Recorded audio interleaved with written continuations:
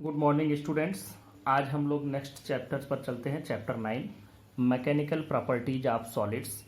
Mechanical में जो word यहाँ मैकेनिकल यूज हुआ है इसका मीनिंग आपको पता है, मतलब the study of rest and motion, study under rest and motion condition, यही है मैकेनिक्स। मैकेनिक्स का मतलब रेस्ट एंड मोशन। तो रेस्ट एंड मोशन में किसी ऑब्जेक्ट के प्रॉपर्टीज की स्टडी करना, दैट इज मैकेनिक्स। तो हम यहाँ सॉलिड के मैकेनिक्स की बात करेंगे, सॉलिड ऑब्जेक्ट के रेस्ट और मोशन की बात करेंगे। तो हम शुरू करते हैं और इसमें जो हम फर्स्ट टॉपिक पढ़ते हैं, first topic is deforming force.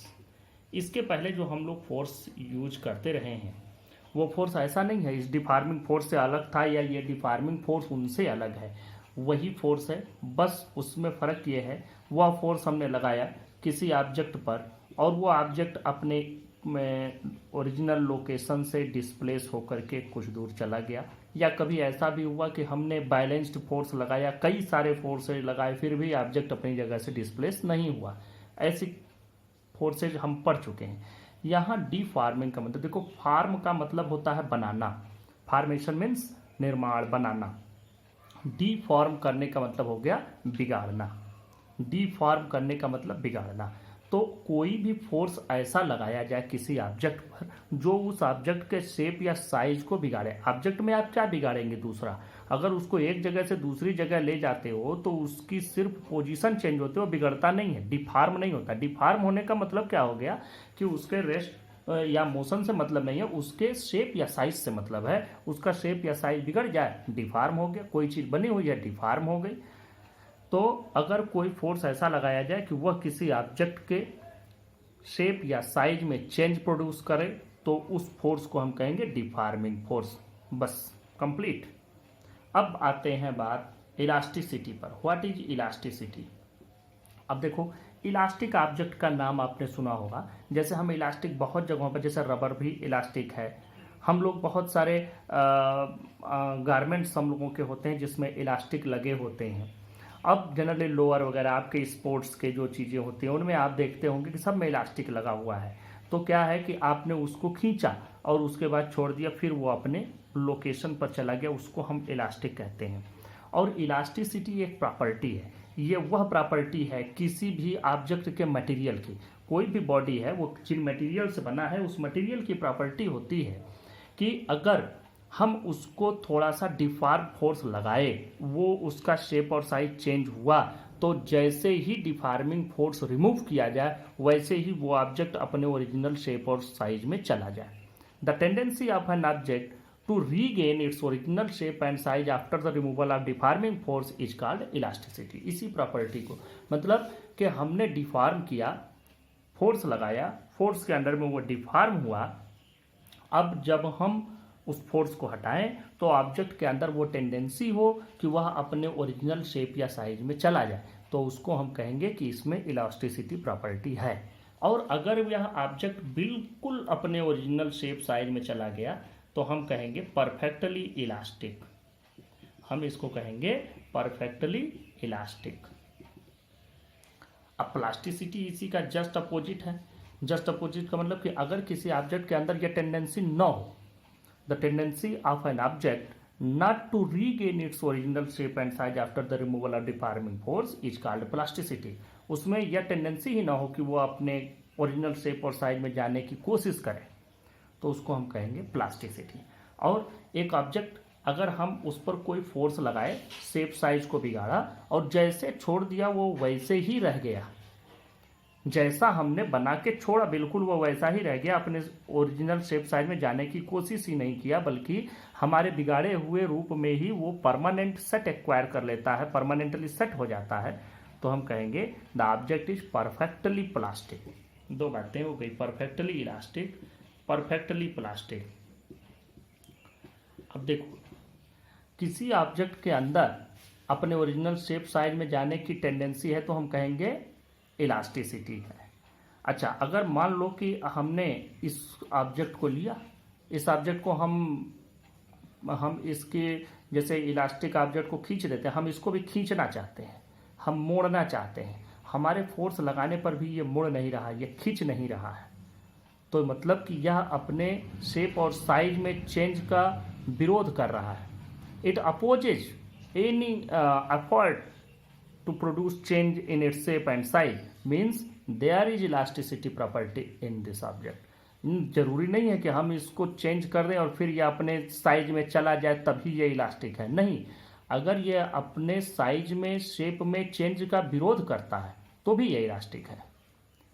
क्यों? क्योंकि अगर कोई दूसरा ऑब्जेक्ट है जो शेप साइज में चला जाता है तब तो हम इलास्टिक मानते ही हैं, जो जाने का विरोध करता है वो भी इलास्टिसिटी प्रॉपर्टी ही है। तो इस तरह से इलास्टिसिटी प्रॉपर्टी आपको सभी सॉलिड्स में दिखेगा। अब देखो लिक्विड्स में ये प्रॉपर्टी बहुत कम दिखती है। लिक्विड का कोई शेप साइज होता ही नहीं है, जिस बर्तन में ढाल दो उसी में चला जाएगा, उसी का शेप एक्वायर कर लेगा। परफेक्टली प्लास्टिक जैसे क्ले, जो वेट क्ले होता है, भीगी हुई गीली मिट्टी हम जिसको कहते हैं क्ले को आप जैसा बना के छोड़ देंगे वो चेंज होने की कोशिश नहीं कर, ऐसा नहीं, बिल्कुल नहीं करता। परफेक्टली प्लास्टिक तो कुछ होता ही नहीं, परफेक्टली इलास्टिक भी कुछ नहीं होता, सिर्फ एज्यूम कर लिया जाता है, हाँ it can be considered as perfectly elastic and this is perfect. तो ऐसा सिर्फ हम कंसिडर करते हैं, होता नहीं है कोई चीज़। ये भी अपने साइज में जाने की कोशिश करता है। लेकिन क्ले, पुट्टी, ये सब चीज़ें मानी जाती हैं कि ये परफेक्टली प्लास्टिक है। जैसे क्वार्ट्ज, इसको हम मानते हैं कि ये परफेक्टली इलास्टिक है। क्वार्ट्ज की कोई बॉल हो, आप जितने हाइट से उसको ड्रॉप करेंगे लगभग वो उतने ही हाइट तक पहुंचने की कोशिश करता है। अगर कोई भी ऐसी चीज़ बने कि हम कोई भी ऐसा बॉल हो, कोई ऐसी चीज़ हो कि हम ऊपर से ड्रॉप करें, यहाँ पर हाथ लगाया, ये वापस उतनी ही हाइट पर पहुंचा, फिर हाथ से मेरे टकरा के उतरे, तो ये कंटिन्यूअस होता रहेगा।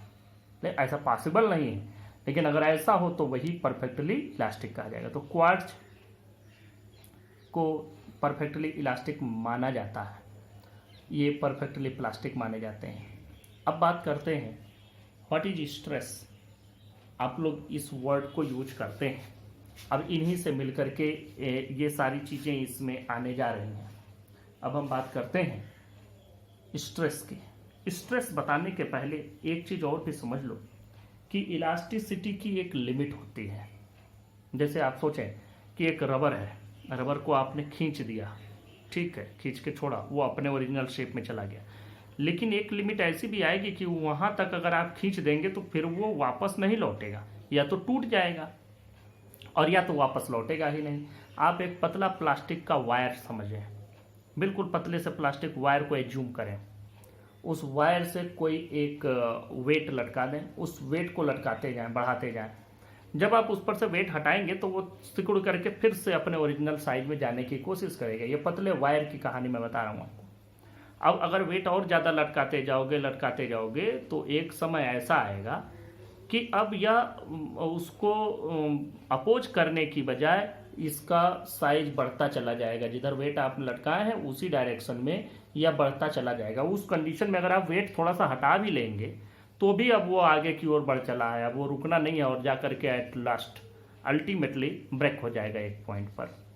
तो उस लिमिट को जहाँ कि उसके बाद उतना डिफार्मिंग फोर्स लगाने के बाद वह ऑब्जेक्ट अपने ओरिजिनल शेप साइज में चला जाए, वह मैक्सिमम फोर्स जिसके बाद वह ऑब्जेक्ट अपने ओरिजिनल शेप को रीगेन करने की टेंडेंसी रखता है, उसको हम कहते हैं इलास्टिक लिमिट। उसके बाद वो इलास्टिसिटी की प्रॉपर्टी उसकी खत्म हो जाती है, या वो फिर अपने ओरिजिनल साइज में नहीं जाने की कोशिश करता या पूरा नहीं जा पाता। तो इलास्टिक लिमिट वो है जहां तक वो अपने ओरिजिनल शेप साइज को रिगेन करने की टेंडेंसी रखता है, इलास्टिसिटी की प्रॉपर्टी रहती है। That maximum deforming force is called elastic limit. अब बात आती है स्ट्रेस की। स्ट्रेस क्या है? स्ट्रेस को समझो ध्यान से। स्ट्रेस का मतलब ये होता है कि जैसे हमने मान लो कि किसी भी ऑब्जेक्ट पर फोर्स लगाया, जब आप फोर्स लगाएंगे उसके शेप और साइज को चेंज करने के लिए डिफार्मिंग फोर्स लगाया। डिफार्मिंग, जैसे मैं इस पर लगा रहा हूँ डिफार्मिंग फोर्स, मैं इसको ऐसे घुमा देना चाहता हूँ और घूम नहीं रहा है, तो नहीं घूम रहा है मतलब जितना फोर्स हम ऐसे लगा रहे हैं उतना ही फोर्स ये अपने अंदर से अपोजिट डायरेक्शन में यह ऑब्जेक्ट हमारे ऊपर एक्सर्ट कर रहा है। मतलब मैंने इधर की ओर थोड़ा ट्विस्ट करने की कोशिश करी, नहीं हुआ, मतलब इसने भी मेरे फोर्स के जस्ट अपोजिट डायरेक्शन में उतना ही फोर्स लगाया। तो इसके अंदर अपने साइज को रीगेन करने की या अपने साइज में चेंज ना होने की जो अंदर से एक रिएक्शनरी फोर्स लग रहा है, that reactionary force per unit area cross section is called stress. अब देखो, एक जैसे अगर हम बहुत ज़्यादा फोर्स लगा देंगे तो ये ट्विस्ट होगा, ये घूमेगा, इसकी साइज डिफॉर्म होगी, लेकिन उस कंडीशन के पहले तक, जब ये डिफॉर्म होना शुरू हो जाए उसके पहले तक एक इक्विलिब्रियम कंडीशन होगा कि हम जितना फोर्स लगाए हैं एग्जैक्ट इसके अंदर से भी उतना ही फोर्स लग रहा है, और वह मैक्सिमम फोर्स जहाँ से कि इसका शेप साइज अभी चेंज नहीं, इक्विलिब्रियम कंडीशन में है। तो इक्विलिब्रियम कंडीशन में हम जितना एक्सटर्नल फोर्स इस पर एक्सर्ट करते हैं उसी एक्सटर्नल फोर्स की वैल्यू पर unit cross sectional area stress कही जाती है। फिर से समझो, स्ट्रेस का मतलब होता है तनाव। हम लोग भी बोलते हैं आज बड़ा स्ट्रेस है सर पे। स्ट्रेस मतलब बाहरी चीज़ों से, जो बाहर की इन्वायरमेंट है उससे प्रभावित होकर के आपके मन के अंदर से आपके दिमाग में कोई तनाव हो गया। तो तनाव बाहर नहीं दिखा, कोई रस्सी नहीं बाहर है कि उसमें तनाव आ गया, आपके अंदर माइंड में टेंशन डेवलप हुआ है। स्ट्रेस वहाँ से समझना, स्ट्रेस आपके माइंड में डेवलप हुआ है, न कि बाहर की कोई चीज़ आपके तनाव में आने से बाहर की कोई चीज़, कोई सामान टूट गया या कोई फूट गया, कुछ नहीं। हम जब भी कहते हैं बड़ा आज स्ट्रेस है, बहुत आज हम स्ट्रेस में हैं, हम इस बात को सुन के बड़े स्ट्रेस में चले गए, मतलब स्ट्रेस कहाँ डेवलप हुआ? स्ट्रेस तो आपके अंदर डेवलप हुआ, न कि बाहर सिर्फ फैक्टर रहे। तो वही चीज़ है, हम बाहर से जो फोर्स लगा रहे हैं वो फैक्टर है। स्ट्रेस डेवलप कहाँ होगा? पर unit cross sectional area inside the object. और वो क्या है? वो इस ऑब्जेक्ट की वही प्रॉपर्टी है जो इसमें चेंज का अपोज कर रहा है, चेंज को रोकने की कोशिश कर रहा है, चेंज होने नहीं देना चाहता है। वही प्रॉपर्टी इसके अंदर की जो वो फोर्स अंदर से डेवलप हुआ है उसी को हम कहते हैं restoring force per unit cross sectional area is called stress. तो क्या होगा? फोर्स पर यूनिट एरिया मतलब F/A, और इक्विलिब्रियम कंडीशन में जबकि हमने जितना फोर्स लगाया है उतना ही इसके अंदर से भी डेवलप हुआ है, तो उस कंडीशन में हमारा एक्सटर्नल फोर्स ही मान लेते हैं stress. External force per unit area, इसी को हम स्ट्रेस मान लेते हैं। अब देखो, यह स्ट्रेस जो हमको मिला, इस स्ट्रेस में एक बात और भी होती है कि यह स्ट्रेस हमको कई टाइप्स में मिलता है। जैसे अगर हम इसके जो लेंथ है, लेंथ को बढ़ाना चाहते हैं तो हम क्या कहते हैं कि ये लॉन्गिट्यूडिनल स्ट्रेस है। अगर हम कोई ऐसा ऑब्जेक्ट है जिसको सभी डायरेक्शन से उस पर फोर्स लगा रहे हैं, मतलब if an object is subjected to a force from all the sides then the corresponding stress is called normal stress. दूसरी चीज, अगर हम किसी ऑब्जेक्ट पर ऐसे फोर्स लगा रहे हैं कि उसके टेंजेंशियल डायरेक्शन में फोर्स लग रहा है। आप एज्यूम करें एक जूते का डब्बा अगर आपके पास रखा हो और वो उसके ऊपर आप एक साइड में फोर्स लगाएं एक किनारे पर, तो नीचे वाला हिस्सा तो रुका रहेगा, बाकी आगे का हिस्सा थोड़ा सा टेढ़ा हो जाएगा। तो हम लोग ऐसे इस तरह से टेढ़े होने, तो इस पर क्या हुआ? टेंजेंशियल डायरेक्शन में फोर्स लगी, तो उससे जो करस्पॉन्डिंग स्ट्रेस डेवलप हुआ वो टेंजेंशियल। इस तरह से 2-3 तरह के ये स्ट्रेस मिलते हैं। तो स्ट्रेस को हम डिटेल में पढ़ेंगे आगे। स्ट्रेन की बात एक चीज़ और भी समझ लो। स्ट्रेन समझो, स्ट्रेन क्या है? स्ट्रेन मतलब कि अगर हमने फोर्स लगाया और हमारे फोर्स की वजह से ऑब्जेक्ट के शेप या साइज में कोई चेंज आया, तो जो चेंज हुआ और डिवाइडेड बाई जो उसका ओरिजिनल वैल्यू था, मतलब change divided by original, change divided by original, इसी को हम कहते हैं स्ट्रेन। अब अगर ये चेंज वॉल्यूम में हो रहा है तो वॉल्यूमेट्रिक स्ट्रेन हो जाएगा। अगर इसके लेंथ में चेंज हो रहा है, लेंथ इंक्रीज हो रही है तो लॉन्गिट्यूडिनल, लेंथ डिक्रीज हो रही है कंप्रेशनल, टेंजेंशियल। तो इस तरह से कई तरीके का, जितने तरह के स्ट्रेस उतने तरह के स्ट्रेन। तो ये हो गया चेंज मतलब स्ट्रेन। स्ट्रेन का मतलब what is the change divided by origin. जैसे मान लो 1 मीटर लंबी वायर थी, उसको हमने खींचना शुरू किया, उसकी लेंथ बढ़ करके 1.05 हो गई, 0.5 मीटर, 1 मीटर से चेंज होकर के 1.05 मीटर हो गई। तो स्ट्रेन क्या होगा? 0.05, यही तो इतना चेंज हुआ, डिवाइडेड बाई 1 जो ओरिजिनल था। This is strain. वॉल्यूम मान लो पहले कुछ क्यूब था, मान लिया पहले था 5 मीटर क्यूब, ये वॉल्यूम था, हमने चेंज किया तो उसका वॉल्यूम बढ़ करके हो गया 6 मीटर क्यूब। कितना चेंज हुआ भाई? 1 डिवाइडेड बाई जो ओरिजिनल था 5। This is strain. तो इस तरह से स्ट्रेस, स्ट्रेन और डिफॉर्मिंग फोर्स, पहले हम इन सबको लिख लेते हैं। Deforming force, the force applied on a body to produce change in shape और size of the body is called deforming force. Elasticity, the property of material of a body by virtue of which the body opposes any change in shape or size when deforming forces are applied to it and tends to regain its original state after removal of deforming forces is called elasticity। तो ये elasticity हो गया। अब देखो, the body which regain completely their original state on the removal of deforming forces are called perfectly elastic। इनको perfectly elastic कहते हैं। इसका एक एग्जांपल क्वार्ट्ज, perfectly elastic का, ये भी कंसीडर किया जाता है।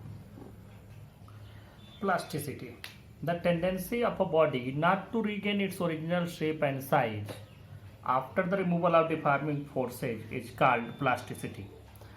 और ये भी समझो, the bodies which do not regain their original state after the removal of deforming forces and acquire permanent set are called perfectly plastic. For example wet clay, wax, putty, ये सब भी आप इसमें जोड़ सकते हैं। इलास्टिक लिमिट, इलास्टिक लिमिट समझो क्या है? The maximum deforming force up to which a body retains its property of elasticity is called elastic limit of the material of the body। देखो, ये जिस मटेरियल से ऑब्जेक्ट बना होता है, ये उस मटेरियल की प्रॉपर्टी है, न कि उस ऑब्जेक्ट की। Next, stress, the internal restoring force developed per unit area of cross section of the deformed body is called stress. और स्ट्रेस में मैंने आपको बताया कि हम बाहरी कारणों से अपने माइंड में स्ट्रेस ले आते हैं। तो स्ट्रेस आता है आपके माइंड में, मतलब इंटरनली स्ट्रेस डेवलप होता है, न कि बाहर से फैक्टर होते हैं। तो बाहर से एक्सटर्नल फोर्स लगाया, स्ट्रेस उस ऑब्जेक्ट के अंदर डेवलप हुआ। In equilibrium the restoring force is equal to the magnitude of the external force. Equilibrium का मतलब यह हो गया कि हम इस पर फोर्स भी लगाए हैं और ये डिफॉर्म भी नहीं हुआ है, इसका रूप बिगड़ा नहीं है, साइज बिगड़ी नहीं, शेप चेंज नहीं हुआ है, जबकि हमने फोर्स लगाया है। उसी को हम कहते हैं इक्विलिब्रियम। इक्विलिब्रियम का मतलब कि जितना हमने फोर्स इस पर एक्सर्ट किया एक्सटर्नल, उतना ही इंटरनली इसके अंदर से अपोजिट डायरेक्शन में फोर्स लगाया गया, जिससे दोनों नल एंड वाइड हो गए। अब अगली बात करते हैं।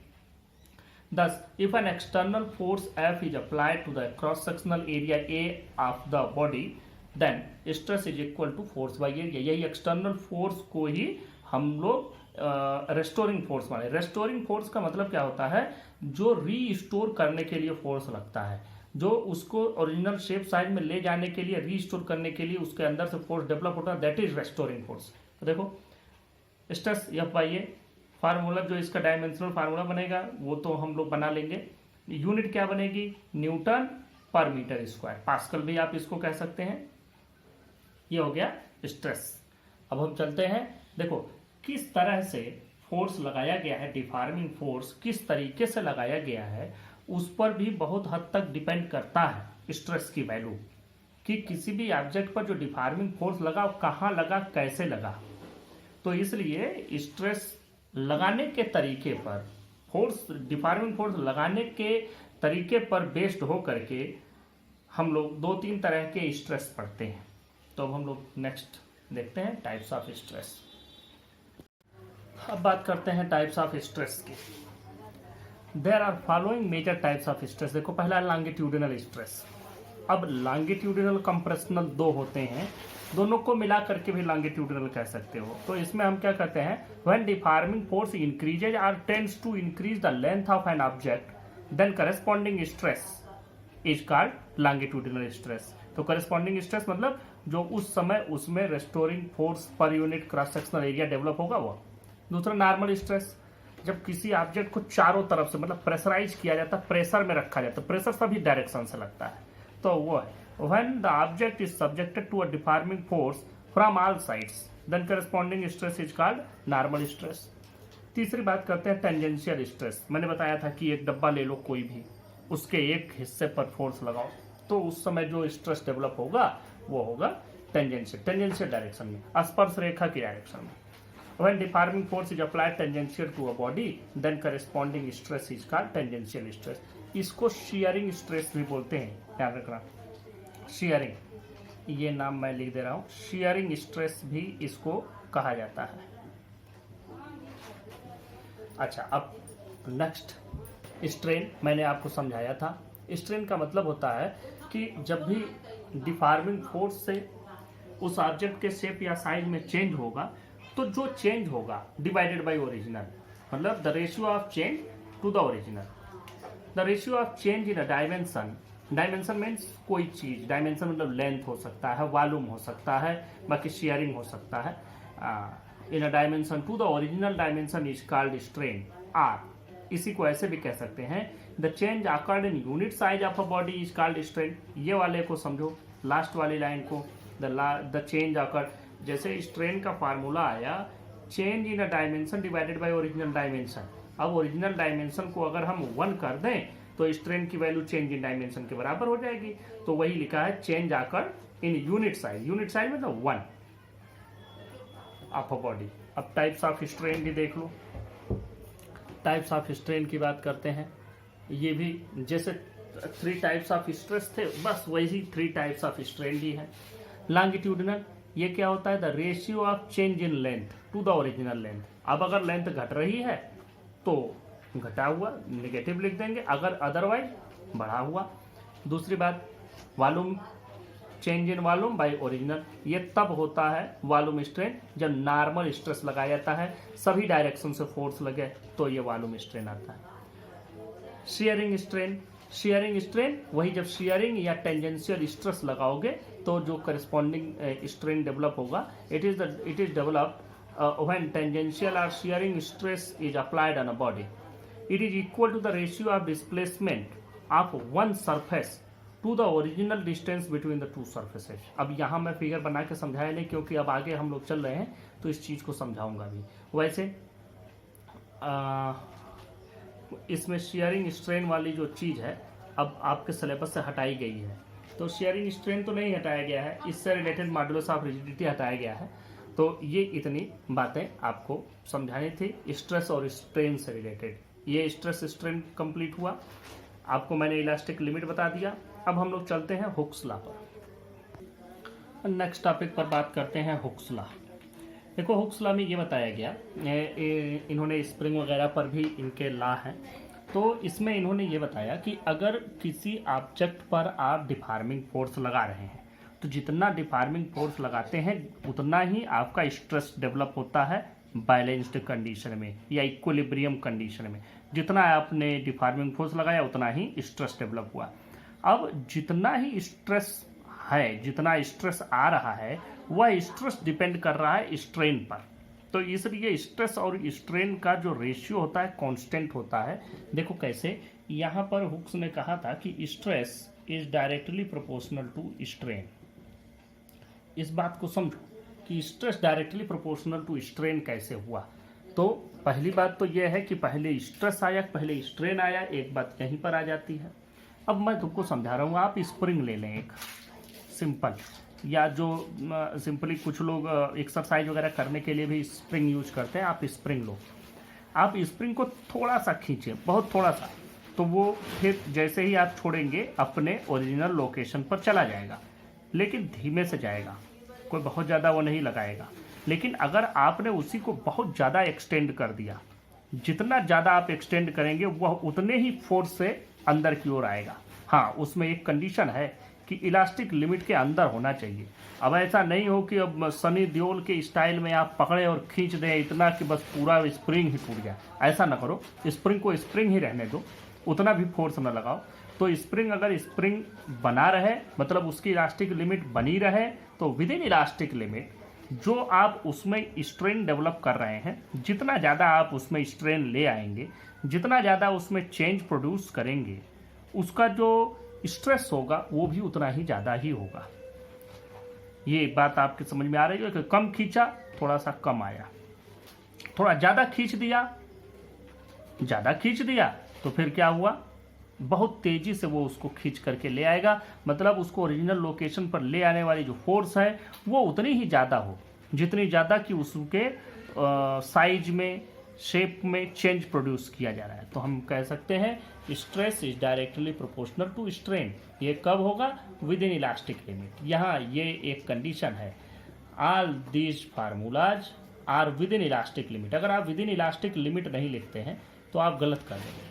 तो within elastic limit stress is directly proportional to strain. ये बात समझ गए। जब ये समझ में आ गया तो आपको ये भी समझ में आ जाएगा कि स्ट्रेस को जब हम इक्वल करेंगे तो हमें एक कांस्टेंट ऐड करना होगा इनटू स्ट्रेन। और स्ट्रेस बाय स्ट्रेन की जो वैल्यू होगी, स्ट्रेस बाय स्ट्रेन, ये वैल्यू एक कांस्टेंट होती है।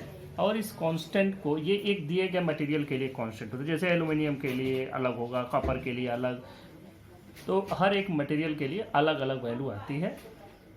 और इसको हम कहते हैं modulus of elasticity. Modulus of elasticity. अब ये मॉडुलस ऑफ इलास्टिसिटी हो गया। इसमें भी आप देखें, अगर स्ट्रेस लॉन्गिट्यूडिनल है तो स्ट्रेन भी लॉन्गिट्यूडिनल होगा, और उस समय जो हमको ई की वैल्यू मिलेगी उसको हम कहेंगे यंग्स मॉडुलस ऑफ इलास्टिसिटी। अगर ये स्ट्रेस आपने नॉर्मल स्ट्रेस लगाया है या हाइड्रोलिक स्ट्रेस भी कहते हैं वो लगाया है, तो उससे वॉल्यूम स्ट्रेन पैदा होगा। तो हाइड्रोस्टैटिक स्ट्रेस या normal stress divided by volume strain is equal to bulk modulus of elasticity होगा। उसको हम लोग बल्क मॉडुलस ऑफ इलास्टिसिटी बोलेंगे। तीसरी चीज कि अगर आपने शियरिंग स्ट्रेस लगाया है नॉर्मल डायरेक्शन में, नॉर्मल मतलब मैंने आपको बताया था, तो उस आप टेंजेंशियल डायरेक्शन में लगा रहे हैं, नॉर्मल ना कहो उसको, टेंजेंशियल डायरेक्शन में, स्पर्श रेखा की डायरेक्शन में। तो टेंजेंशियल डायरेक्शन में उसको हम कहते हैं टेंजेंशियल स्ट्रेस या शियरिंग स्ट्रेस, और डिवाइडेड बाय शियरिंग स्ट्रेन। तो वह दोनों का जो रेशियो आएगा वो होता है मॉडुलस ऑफ रिजिडिटी। तो इस तरह से हमको तीन तरह के मॉडुलस ऑफ इलास्टिसिटी मिलती है, और वो तीनों तरह की modulus of elasticity young, bulk और मॉडुलस ऑफ रिजिडिटी। अब इसमें से इसको इस बार आपके सिलेबस से हटाया गया है।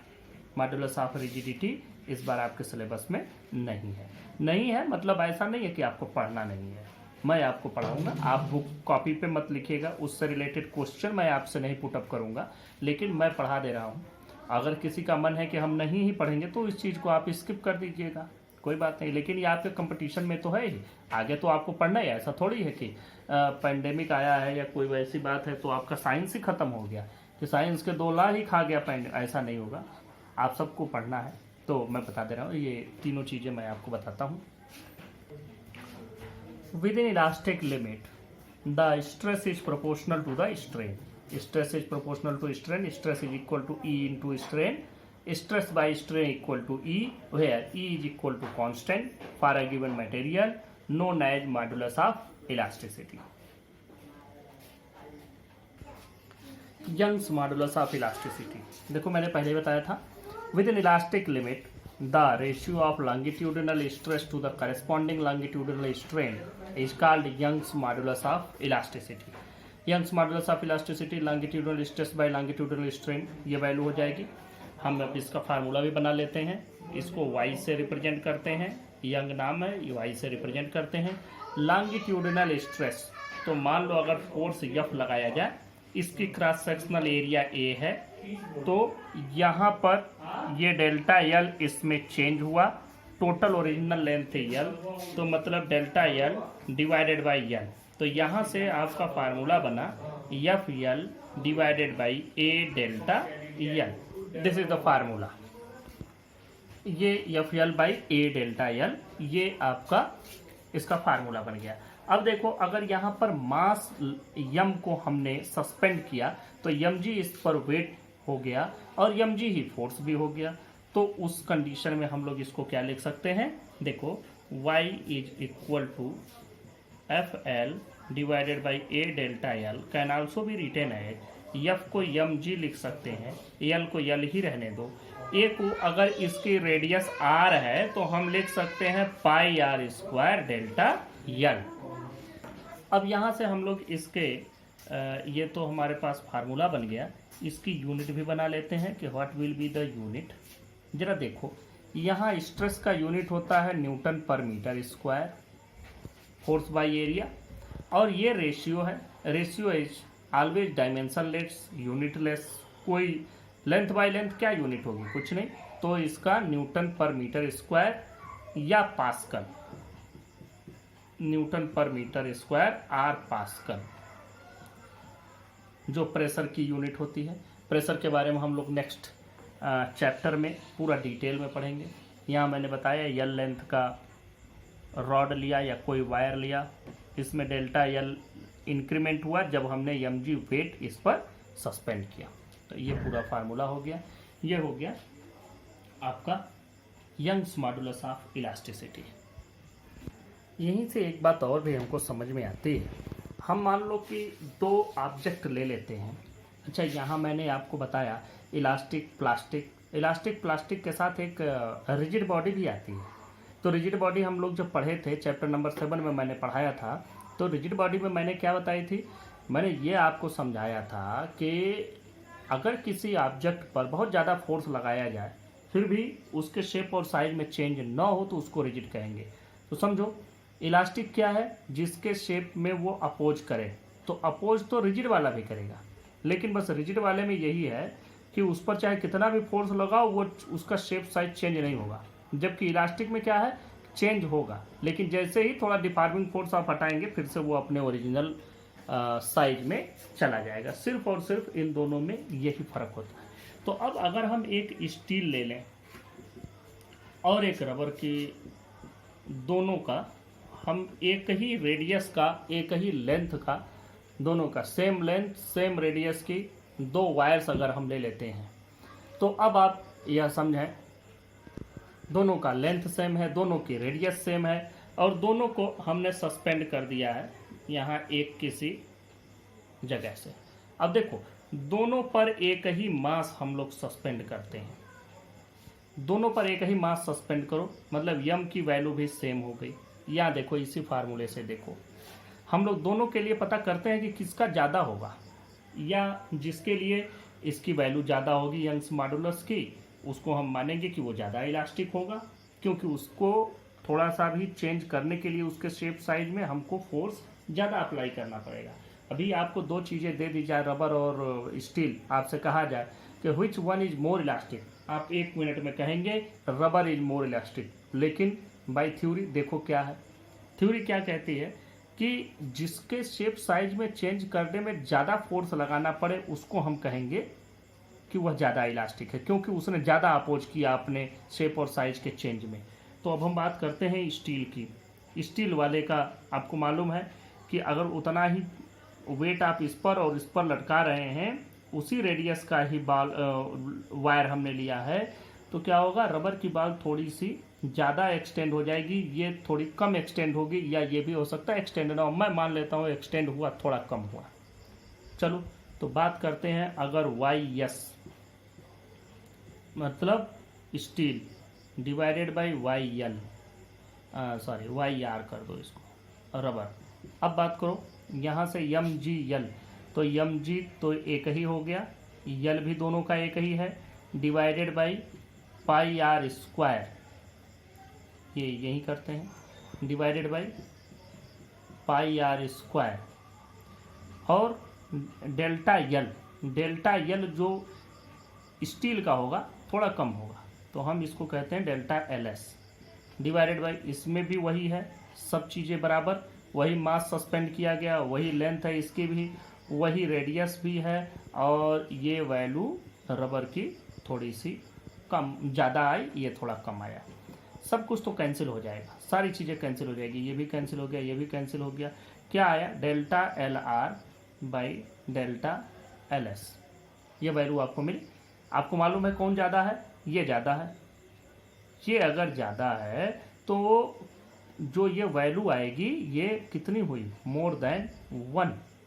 ये ज़्यादा होने का मतलब हो गया कि ये मोर देन 1 आएगा। ये मोर देन 1 होने का क्या मतलब कि स्टील का यंग्स मॉडुलस रबर के यंग्स मॉडुलस से ज़्यादा है, तभी तो ये वैल्यू 1 आ रही है, 1 से ज़्यादा आ रही है, नहीं तो 1 से ज़्यादा क्यों आता है ये रेशियो। तो इसका मतलब स्टील का Young's modulus is greater than the Young's modulus of rubber, and hence we can say that steel is more elastic than rubber. ये जनरली वाइवा के क्वेश्चंस हैं या जनरल साइंस के क्वेश्चन, इनको लिखने की ज़रूरत नहीं है, आपके ध्यान में होना चाहिए। अब हम लोग नेक्स्ट टर्म पर बाकी के मॉडुलस ऑफ इलास्टिसिटी को स्टडी करेंगे। Thank you.